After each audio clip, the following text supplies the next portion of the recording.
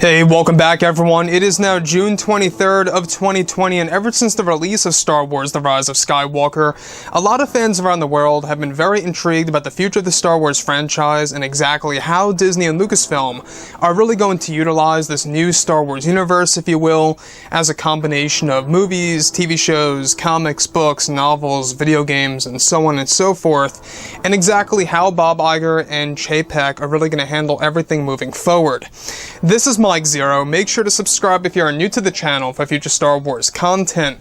Now, the thing about Disney Star Wars is that there's no denying the fact that as of right now, yes, we are in a phase of desperation and damage control.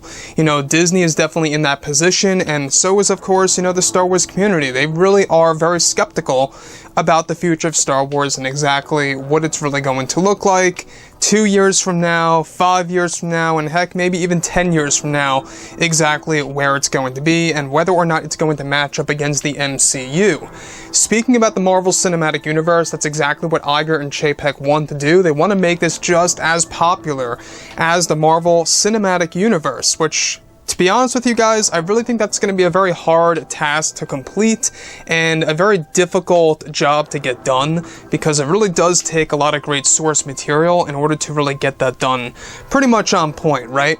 Now, moving on forward, the thing that really does impress me the most so far is how we got new creatives coming on board. We got creatives getting promotions within Lucasfilm, such as Dave Filoni and Jon Favreau, by, of course, Bob Chapek helping them out. And on top of all of this, now that both Disney and Lucasfilm are finished with the Skywalker saga, they are focused on the development of their new Star Wars universe and even their new Star Wars trilogy of films. Both Bob Iger and Bob Chapek are actively seeking new creatives to become a part of the new trilogy and other films that will be separate from this Star Wars trilogy. However, Iger and Chapek have been having important conversations with legendary figures in Hollywood, such as director Steven Spielberg, to become a part of the Star Wars franchise. Now, Spielberg at one point in time in 2004 helped George Lucas storyboard the process of the very ending of Episode 3, Revenge of the Sith, and that he has actually had some light connections already to the Star Wars brand as we know it.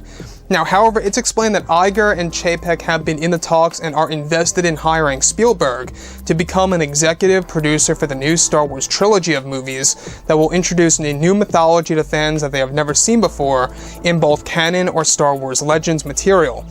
Let me just say one thing right here is that Steven Spielberg is such an iconic figure that he really would make a great fit for Star Wars, and I can see where Iger and Chapek are coming from.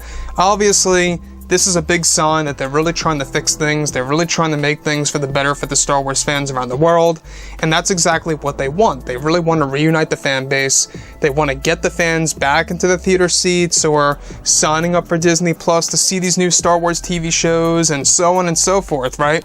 This really is a big deal, and Steven Spielberg honestly would really help the Star Wars franchise much better than ever before. Now, moving forward, on top of all of this, what's really intriguing, of course, is that Spielberg is currently busy as executive producer for the new Halo live-action TV series based on the original video game from Microsoft. I don't know if you guys knew this, but Steven Spielberg is indeed involved on the Halo live-action TV series. I'm very excited about that.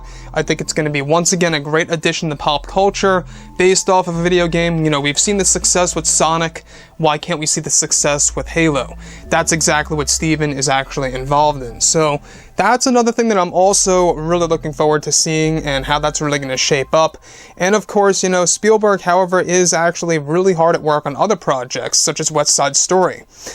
Now, apart from all of this, alright, now, Steven Spielberg, however, is described to have a busy schedule and that he is actually said to be on board to become an executive producer for 1 or 2 of the films for the new Star Wars trilogy so far. Now, George Lucas is actually said to have played a role in convincing Iger and Chapek to have a long talk with Spielberg about his involvement in the new Star Wars universe, which is going to kickstart with The Mandalorian Season 2 this October by starting as this miniverse for Disney Plus, eventually evolving into a full-on universe for a theatrical release. So once again, guys, it's going to start off as this little mini-verse on Disney Plus. All these different little TV shows connecting to one another.